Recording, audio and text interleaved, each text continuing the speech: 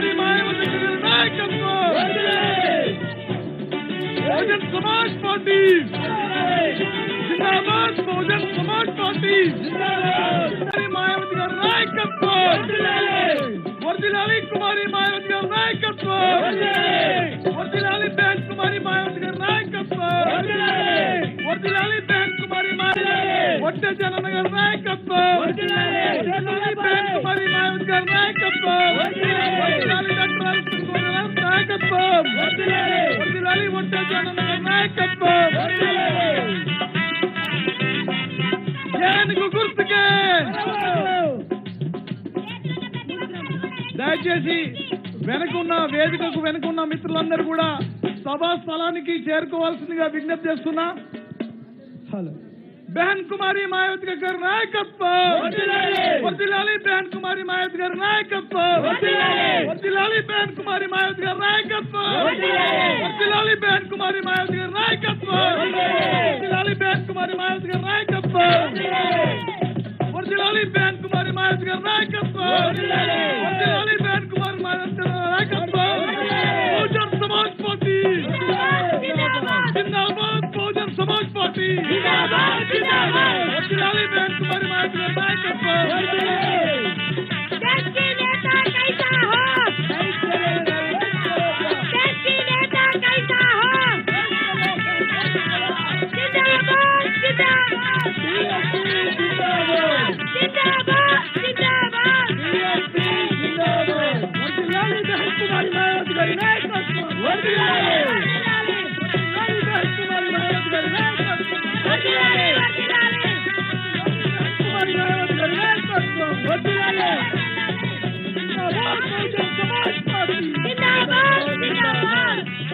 బహన్ కుమారి మాయావతి గారి నాయకత్వం వర్ధిల్లాలి कुमारी मायावती गारी नायकत्వం कुमारी मायावती गारी नायकत्వం बहुजन समाज पार्टी जिंदाबाद जिंदाबाद बहुजन समाज पार्टी जिंदाबाद जिंदाबाद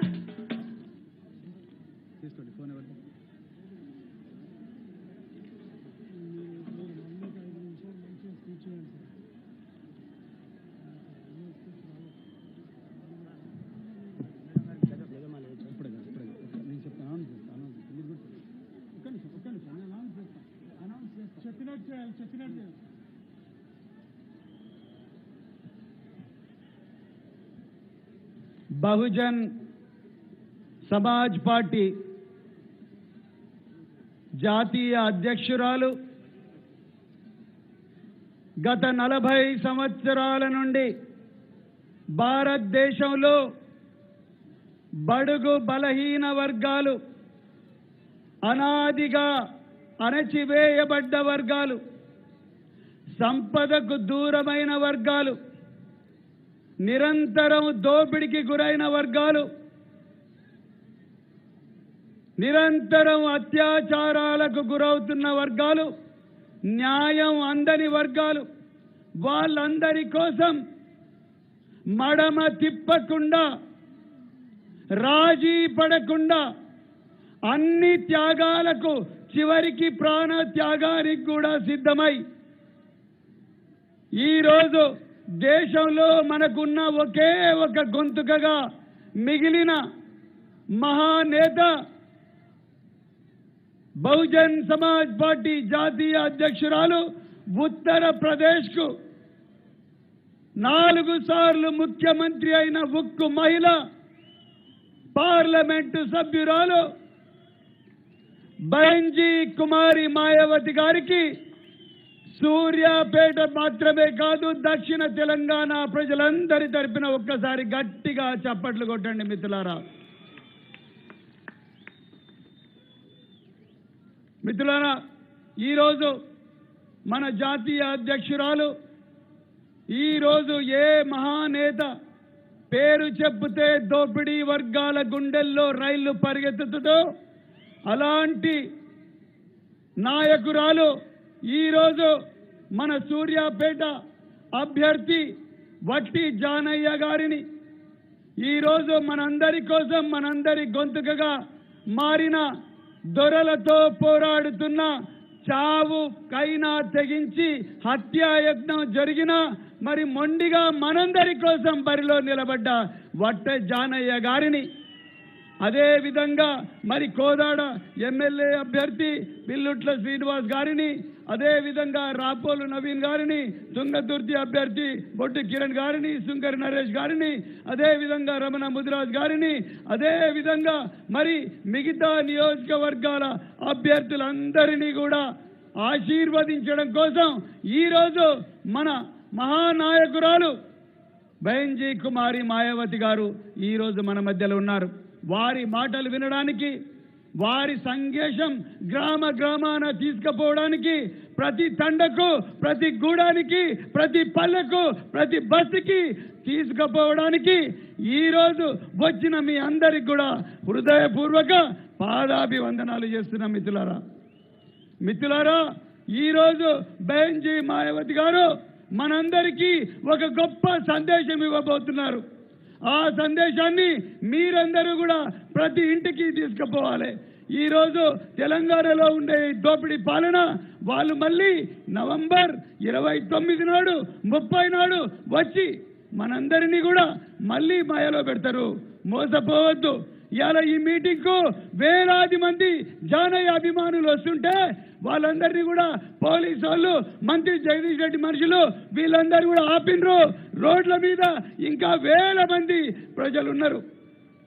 ఏమాత్రం భయపడొద్దు, తగ్గేదేలే. ఎట్టి పరిస్థితుల్లో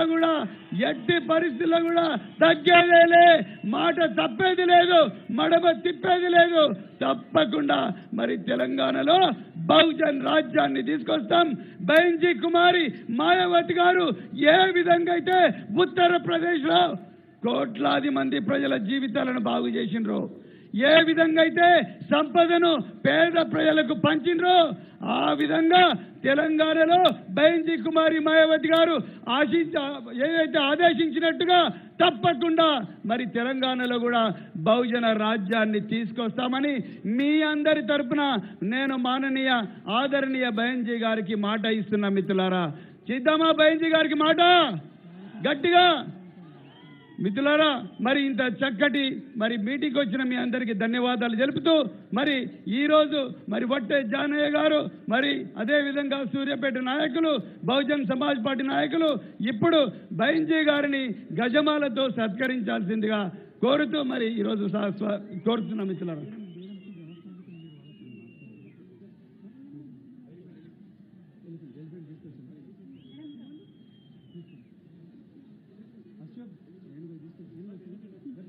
కొంచెం రైట్ సైడ్ ఉన్న ప్రతి ఒక్క అక్కలు చెల్లెళ్ళు అందరూ కొంచెం ముందుకు రండి. మేడం గారిని చూసే అదృష్టము మరి ఎవరికి దక్కది. సూర్యాపేట పట్టణ ప్రజలకు కుర్చీలు ఖాళీగా ఉన్నాయి. రండి సిస్టర్స్, ఇక్కడ సైడ్ రండి, కుర్చీలో కూర్చోండి ప్లీజ్.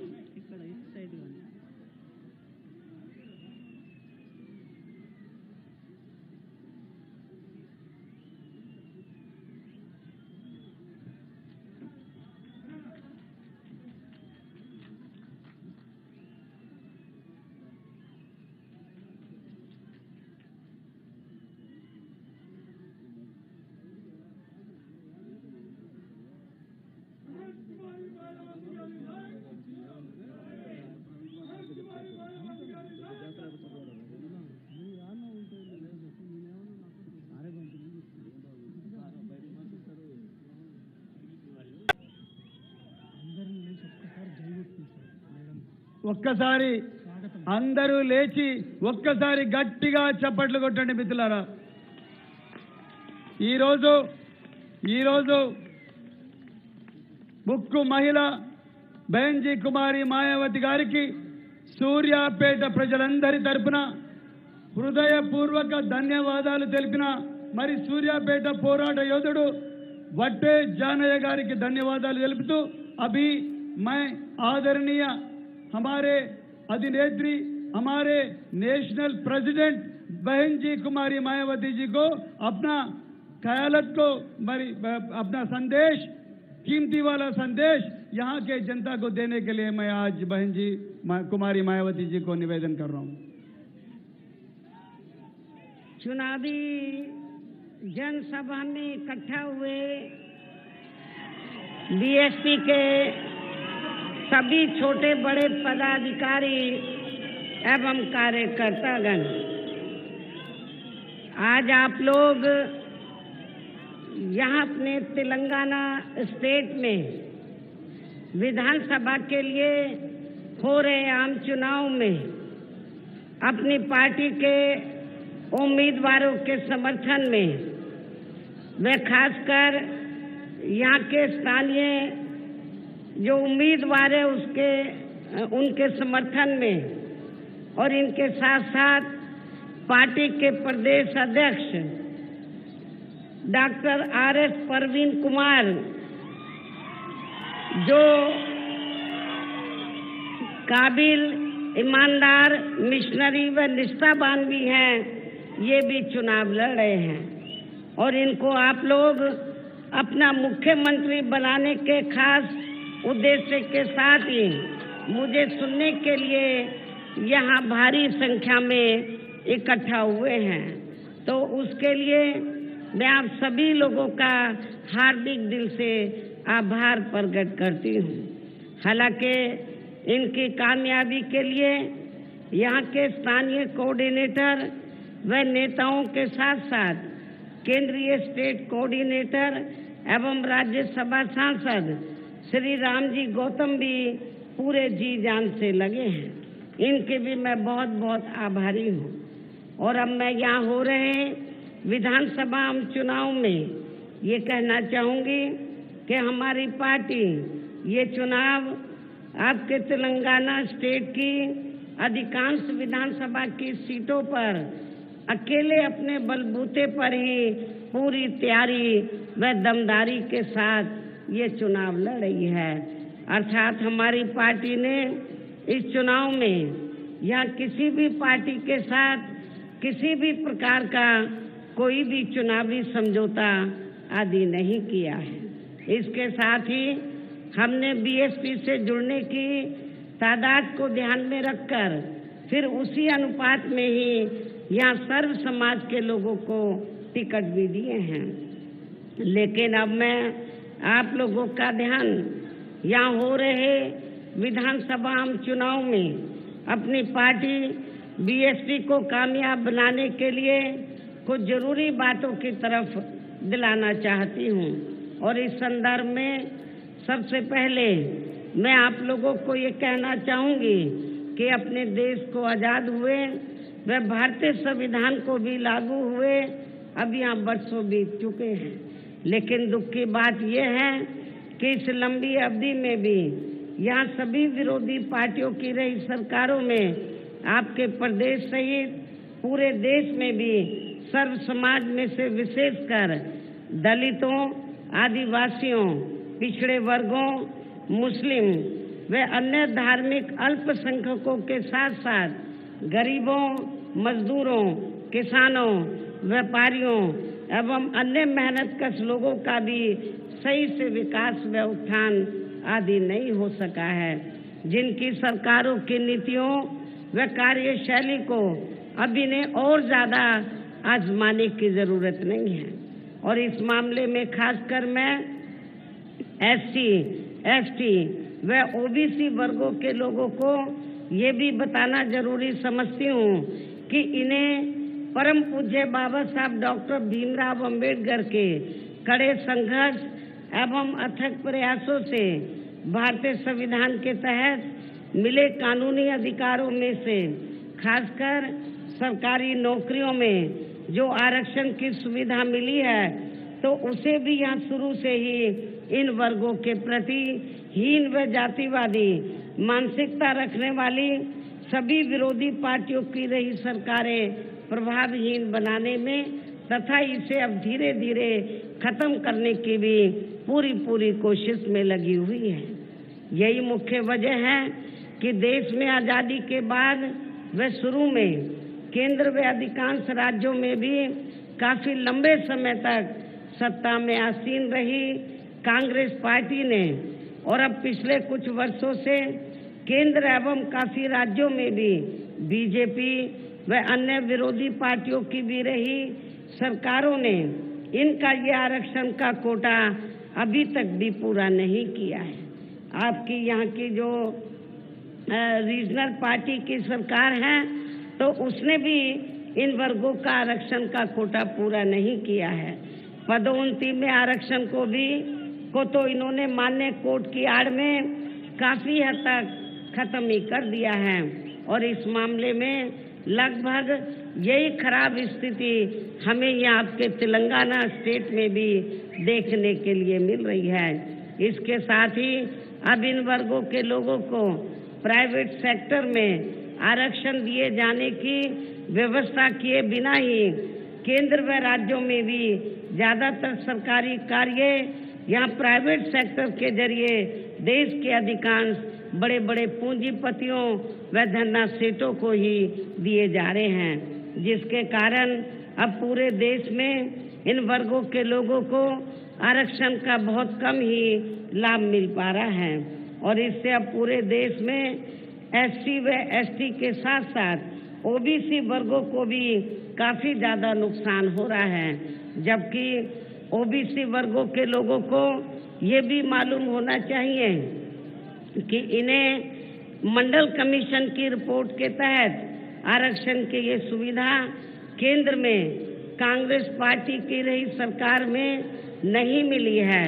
बल्कि बीएसपी के कड़े संघर्ष एवं अथक प्रयासों से ही केंद्र में रही श्री बीपी सिंह की सरकार में इन्हें ये सुविधा मिली है, जिसका अब यहाँ जातिवादी विरोधी पार्टियों की सरकारें इन्हें पूरा लाभ नहीं दे पा रही हैं। इसके साथ ही श्री बीपी सिंह की सरकार के बारे में यहाँ मैं ये भी कहना चाहूँगी कि जब अंग्रेजों के जाने के बाद केंद्र में कांग्रेस पार्टी सत्ता में आई, लंबे अरसे तक सत्ता में रही, परम पूज्य बाबा साहब डॉक्टर अंबेडकर ने देश का संविधान बनाया, तो उस समय बाबा साहब के अनुयायियों ने तो केंद्र की सरकार से तो ये रिक्वेस्ट किया था, ये अपील की थी, ये मांग की थी, ये गुजारिश की थी कि बाबा साहब डॉक्टर अंबेडकर को भारत रत्न की उपाधि से सम्मानित किया जाए, लेकिन कांग्रेस पार्टी ने तो बाबा साहब को भारत रत्न की उपाधि से सम्मानित नहीं किया। इसके बाद फिर बीएसपी के अथक प्रयासों से ही श्री बीपी सिंह की सरकार में इन वर्गों के मसीहा परम पूज्य बाबा साहब डॉक्टर भीमराव अंबेडकर को भी यहाँ भारत रत्न की उपाधि से सम्मानित किया गया, जिसके लिए वो हर प्रकार से पात्र भी थे, जो बहुत पहले ही इनको ये सम्मान मिल जाना चाहिए था, जिसके लिए विशेषकर कांग्रेस पार्टी प्रमुख तौर से जिम्मेवार एवं कसूरवार भी है। इससे इन वर्गों के प्रति इस पार्टी की हीन व जातिवादी मानसिकता साफ झलकती है, जिसने फिर इनके कारवां को आगे बढ़ाने वाले व हर मामले में समर्पित व्यक्तित्व मान्यवर श्री कांशीराम जी के देहांत होने पर केंद्र में रही इसी कांग्रेस पार्टी की सरकार के चलते इनके सम्मान में एक दिन का भी राष्ट्रीय शोक कांग्रेस पार्टी की सरकार ने घोषित नहीं किया था, जबकि उस समय केंद्र में कांग्रेस पार्टी पावर में थी। यहाँ मैं इन वर्गों के मामले में ये भी कहना चाहूँगी, केंद्र द्वारा अभी हाल ही में देश की लोकसभा व राज्य विधानसभाओं में महिलाओं को जो 33% आरक्षण देने की व्यवस्था की गई है, तो उसमें एससी, एसटी व ओबीसी वर्गों की महिलाओं को अलग से कुछ भी आरक्षण नहीं दिया गया है। इतना ही नहीं, बल्कि इन वर्गों के लोगों को जुल्म जाति से निजात दिलाने के लिए जो भी अनेकों नियम व कानून आदि बने हैं, तो उन पर भी केंद्र व अधिकांश राज्यों की भी सरकारें सही से अमल नहीं कर पा रही हैं, जिससे अब यहाँ खासकर एससी व एसटी वर्गों के ऊपर शोषण करने वाले लोगों का मनोबल और भी ज्यादा बढ़ रहा है। और इसका सबसे बड़ा एग्जाम्पल ये है कि हमारी पार्टी के कैंडिडेट जो आपके सामने खड़े हैं, मुझे बताया गया कि अभी हाल ही में उनके ऊपर अटैक किया गया। उनके ऊपर हमला किया गया, लेकिन यहाँ की जो कानून व्यवस्था इतनी खराब है कि उन्होंने इनके ऊपर अटैक किया गया और इनको बचाया नहीं गया, इनके ऊपर हमला किया गया। ये तो इनके साथ में कुछ साथी थे तो उन्होंने इनको बचाया, इनके साथ एक दो और लोग थे, उनके ऊपर भी हमला किया गया जो काफी गंभीर हालत में हैं। यहाँ की स्टेट गवर्नमेंट को मैं ये कहना चाहती हूँ कि जब आप कानून व्यवस्था को सुधार नहीं सकते हैं तो आपको सत्ता में बैठने का कोई नैतिक अधिकार नहीं है। और इतना ही नहीं, मैं ये भी कहना चाहती हूँ कि हमारी पार्टी के उम्मीदवार के ऊपर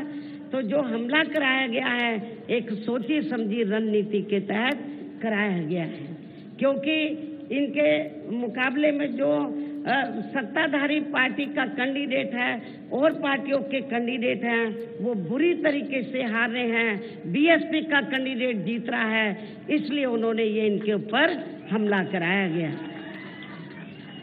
और ये सब हमें यहाँ आपके तेलंगाना स्टेट में भी वीकर सेक्शन के ऊपर जो जुल्म जाती हो रही है ये सब हमें देखने के लिए मिल रहा है। इसी प्रकार हमें पूरे देश में मुस्लिम व अन्य धार्मिक अल्पसंख्यक समाज के लोगों की भी हालत कोई खास अच्छी नजर नहीं आती है। इनके साथ साथ अपर कास्ट समाज में से खासकर गरीब लोगों की भी आर्थिक स्थिति अभी भी पूरे देश में यहाँ काफी ज्यादा खराब व दयनीय हालत में बनी हुई है। इनके अलावा आपके प्रदेश सहित पूरे देश में सर्व समाज में से विशेषकर यहाँ गरीब, मजदूर, किसान, कर्मचारी, छोटा व्यापारी एवं अन्य मेहनतकश लोग भी अपनी विभिन्न समस्याओं को लेकर अभी भी हमें काफी ज्यादा दुखी ही नजर आते हैं। और इनमें से किसान वर्ग तो केंद्र की वर्तमान भाजपा सरकार द्वारा बनाई गई उनकी गलत नीतियों के कारण काफी ज्यादा परेशान व आंदोलित भी रहा है। लेकिन इन सब की मुख्य वजह हमारी पार्टी केंद्र व आपके तेलंगाना स्टेट में भी यहाँ अब तक की रही सभी सरकारों की जातिवादी, पूंजीवादी व संकीर्ण मानसिकता के तहत बनाई गई उनकी गलत नीतियों एवं गलत कार्य प्रणाली को ही काफी हद तक जिम्मेवार मानकर चलती हैं। और इस मामले में खासकर इनकी गलत आर्थिक नीतियों की वजह से ही आए दिन यहाँ पूरे देश में गरीबी, बेरोजगारी व महंगाई आदि भी काफी ज्यादा बढ़ रही है। हालांकि इस मामले में शुरू से ही हमारी पार्टी केंद्र व राज्यों की सरकारों से भी हर स्तर पर ऐसी नीति अपनाने की लगातार ये मांग करती आ रही है कि देश में कुछ गिने चुने पूंजीपतियों व धन्ना सेठों का विकास होने की बजाय बल्कि यहाँ गरीब व आम लोगों का ही विकास होना चाहिए। इसके साथ ही अब अपने देश में भ्रष्टाचार भी हर स्तर पर काफी ज्यादा बढ़ रहा है, जिससे आपका खुद का अपना तेलंगाना स्टेट भी अछूता नहीं रहा है। यहाँ की जो स्टेट गवर्नमेंट है वो करप्ट गवर्नमेंट है, भ्रष्टाचारी सरकार है, तो ये आप लोगों को मालूम है। और इन सब के लिए हमारी पार्टी आजादी के बाद से लेकर अभी तक केंद्र व देश के अधिकांश राज्यों में तथा आपके खुद के अपने तेलंगाना स्टेट में भी ज्यादातर सत्ता यहाँ गलत पार्टियों में से खासकर कांग्रेस, बीजेपी व यहाँ की स्थानीय पार्टियों के हाथों में ही आने को मानकर चलती है। और इन सभी विरोधी पार्टियों को हमारी पार्टी इसलिए भी जिम्मेवार मानकर चलती है क्योंकि आजादी के बाद से लेकर अभी तक लगभग ये सभी विरोधी पार्टियां केंद्र व देश के अधिकांश राज्यों में भी ज्यादातर यहाँ बड़े बड़े पूंजीपतियों व धन्ना सेठों की आर्थिक मदद से ही सत्ता में आती रही हैं। और सत्ता में आ जाने के बाद फिर ये पार्टियां अधिकतर मामलों में अपनी आर्थिक एवं अन्य सभी नीतियां यहाँ जनता की समस्याओं को दूर करने के हिसाब से तैयार नहीं करती हैं, बल्कि देश के उन बड़े बड़े पूंजीपतियों व धन्ना सेठों को ही फायदा पहुंचाने के हिसाब से अपनी अधिकांश नीतियां तैयार करती हैं, जिनके धन व बल से चुनाव लड़कर ज्यादातर ये पार्टियां केंद्र व आपके राज्य सहित देश के अन्य राज्यों में भी अभी तक यहाँ सत्ता में आती रही हैं, जिसके कारण ही अब पूरे देश में व आपके खुद के अपने प्रदेश में भी अभी भी हमें यहाँ सर्व समाज के लोग अधिकांश मामलों में अपनी विभिन्न समस्याओं को लेकर काफी ज्यादा दुखी व परेशान ही नजर आते हैं, जबकि पूरे देश में बीएसपी ही अकेली एक ऐसी पार्टी है जो विरोधी पार्टियों की तरह देश के बड़े बड़े पूंजीपतियों व धन्ना सेठों की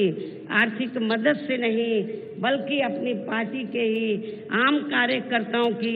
आर्थिक मदद से चुनाव लड़कर यहाँ केंद्र व राज्यों की सत्ता में आना चाहती है, ताकि हमारी पार्टी सत्ता में आने के बाद फिर बिना किसी दबाव के वे आजाद होकर सर्व समाज के लोगों की सभी समस्याओं का समाधान करके उन्हें हर मामले में हर स्तर पर खुशहाल बना सके। और इसी आधार पर चलकर ही आबादी के हिसाब से देश के सबसे बड़े प्रदेश उत्तर प्रदेश में 4 बार हमारी पार्टी ने अपने नेतृत्व में वहाँ सरकार बनाई है, और हमने अपनी हुकूमत के दौरान वहाँ वीकर सेक्शन, खासकर जो वीकर सेक्शन के लोग हैं उनके हितों में अनेकों फैसले लिए हैं, उनको रोटी रोजी के साधन दिए हैं, और इसके साथ ही गरीब भूमिहीन लोगों को खेती करने के लिए उन्हें फ्री सरकारी जमीन भी दी है, जिससे वहाँ लाखों गरीब लोगों को फायदा पहुंचा है। गरीब आवासहीनों को सरकारी खर्चे से पक्के मकान भी बना कर दिए हैं। हमने गरीब व बेरोजगार लोगों को बेरोजगारी भत्ता नहीं, बल्कि सरकारी व गैर सरकारी क्षेत्रों में हमने उनको बड़े पैमाने पर नौकरी भी रोजगार भी उपलब्ध कराए हैं। इसके अलावा हमारी पार्टी की रही सरकार ने वहाँ विभिन्न क्षेत्रों में लगे लोगों के हितों में भी अनेकों महत्वपूर्ण व ऐतिहासिक कार्य किए हैं। इसके साथ ही हमने उत्तर प्रदेश में सर्व समाज के लोगों के ऊपर किसी भी प्रकार की कोई जुर्म जाति आदि भी नहीं होने दी है। इतना ही नहीं, बल्कि हमारी पार्टी की रही सरकार ने वहाँ अपने देश में दलित एवं अन्य पिछड़े वर्गों में समय समय पर जन्मे हमारे महान संतों, गुरुओं व महापुरुषों में भी खासकर महात्मा ज्योतिराव फूले, छत्रपति शाहू जी महाराज, श्री नारायण गुरु, बाबा साहब डॉक्टर भीमराव अंबेडकर एवं मान्यवर श्री कांशीराम जी आदि को भी विभिन्न रूपों में पहली बार वहाँ पूरा आदर सम्मान दिया है, जिन्हें विरोधी पार्टियों के लोग अभी तक भी आसानी से पचा नहीं पा रहे हैं। और यदि आप लोग भी यहाँ अपने तेलंगाना प्रदेश में आम जनहित के व खासकर कमजोर एवं उपेक्षित वर्गों के हितों में ऐसे ही कार्य करना चाहते हैं, तो फिर आप लोगों को भी उत्तर प्रदेश की तरह ही यहाँ अपने तेलंगाना प्रदेश में भी अपनी पार्टी को हर मामले में मजबूत बना के यहाँ अपनी खुद की सर्वजन हिताय व सर्वजन सुखाय की नीतियों पर आधारित सरकार बनानी होगी, जिसके लिए अब आप लोगों को यहाँ अपने तेलंगाना स्टेट में विधानसभा के लिए हो रहे आम चुनाव में अपनी पार्टी का बेहतर रिजल्ट लाना होगा। और इसके लिए आप लोगों को वोट पड़ने तक यहाँ की सत्ताधारी पार्टी व अन्य सभी विरोधी पार्टियों के साम दाम दंड भेद आदि अनेकों हथकंडों से भी जरूर सावधान रहना है। और इस मामले में इसके साथ साथ आप लोगों को मैं ये भी बताना चाहती हूँ कि हमारी पार्टी तो दूसरी पार्टियों के तरह अब चुनाव में कोई भी चुनावी घोषणा पत्र आदि जारी नहीं करती है। और लेकिन आप लोगों को ये भी मालूम है कि जब चुनाव होता है तो सत्ताधारी पार्टी और विरोधी पार्टियां तो बड़े लुभावने वाले तो अपने चुनावी घोषणा पत्र आदि जारी करती हैं, जिन्हें ये पार्टियां सत्ता में आने के बाद अधिकतर अमल में नहीं लाती हैं, जिस पर से अब जनता का काफी हद तक विश्वास ही उठ गया है। इसलिए हमारी पार्टी किसी भी चुनाव में अपना कोई भी चुनावी घोषणा पत्र आदि जारी नहीं करती है। वैसे भी हमारी पार्टी कहने में बहुत कम बल्कि कार्य करके दिखाने में ही ज़्यादा विश्वास रखती है। अर्थात हमारी पार्टी जो कहती है उसे करके भी दिखाती है। और अब मेरा यही कहना है कि आप लोगों को अपने खुद के व अपने तेलंगाना स्टेट के भी हित में यह अपनी पार्टी बीएसपी की ही सरकार बनाना बहुत जरूरी है। तभी फिर यहाँ के प्रदेश में परम पूज्य बाबा साहब डॉक्टर भीमराव अंबेडकर एवं मान्यवर श्री कांशीराम जी आदि का भी अधूरा राज सपना जरूर साकार हो सकता है, जिन्होंने कदम कदम पर अनेकों कष्ट झेलकर अपनी पूरी जिंदगी यहाँ विशेषकर कमजोर एवं उपेक्षित वर्गों के लोगों को अपने पैरों पर खड़ा करने के लिए समर्पित की है। इसके साथ ही तभी फिर यहाँ अपनी पार्टी के स्टेट अध्यक्ष व हर मामले में कुशल व्यक्तित्व श्री आर एस परवीन कुमार को भी तेलंगाना स्टेट का मुख्यमंत्री बनाया जा सकता है, जिन्होंने अपनी आईपीएस की सरकारी नौकरी से इस्तीफा देकर वे वीआरएस लेकर अब ये पूरे जी जान से अपनी पार्टी को मजबूत बनाने में लगे हैं, जिसे भी खास ध्यान में रखकर अब आप लोगों को श्री आर.एस. परवीन कुमार व पार्टी के यहाँ के जो स्थानीय कैंडिडेट हैं इनको भी अपनी पार्टी के हाथी चुनाव चिन्ह के सामने वाले बटन को दबा के इनको जरूर कामयाब बनाना है। और इसके लिए अब आप लोगों को वोट पड़ने वाले दिन अपने सभी कार्य छोड़कर वे अपने अपने पोलिंग बूथों पर समय से पहुंचकर अपना वोट डालने के लिए जरूर जाना है। और इस मामले में हमारी महिलाएं भी पीछे नहीं रहेंगी, लेडीज भी पीछे नहीं रहेंगी। इसके साथ ही अपनी पार्टी का कोई भी वोट पड़ने से ना रह जाए तो उसका भी आप लोगों को विशेष ध्यान रखना है। इस प्रकार से आप लोगों को अपनी पार्टी को कामयाब बनाने का हर संभव पूरा प्रयास करना है। इसके साथ ही यहाँ मैं ये भी कहना चाहूँगी कि इस चुनाव के बाद मैं आपके स्टेट में व साथ लगे आंध्र प्रदेश में भी खासकर नौजवानों को तैयार करने के लिए पार्टी के नेशनल कोऑर्डिनेटर श्री आकाश आनंद को भी बीच में जरूर भेजती रहूंगी, ताकि आपके इन दोनों राज्यों में पार्टी और भी ज्यादा मजबूती के साथ आगे बढ़ती रहे। वैसे यहाँ आपके तेलंगाना स्टेट के party president Shri RS. Parveen Kumar भी अपनी पार्टी को मजबूत बनाने में पूरे जी जान से लगे हैं, जिससे अब यहाँ हो रहे विधानसभा आम चुनाव में पहले से बेहतर रिजल्ट आने की भी काफी संभावना है। और मुझे पूरी उम्मीद है कि आपके तेलंगाना में इस बार बहुत ही चौंकाने वाला रिजल्ट आएगा। बहुजन समाज पार्टी के पक्ष में रिजल्ट आएगा, बेहतर रिजल्ट आएगा और आपकी अपनी सरकार बनने की भी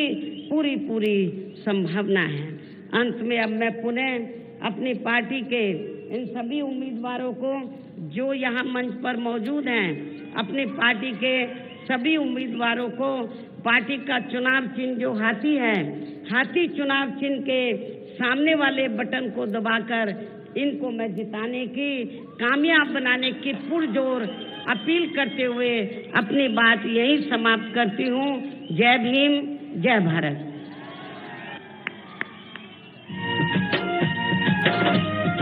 बहन कुमारी मायावती गारी नायकत्वम। मायावती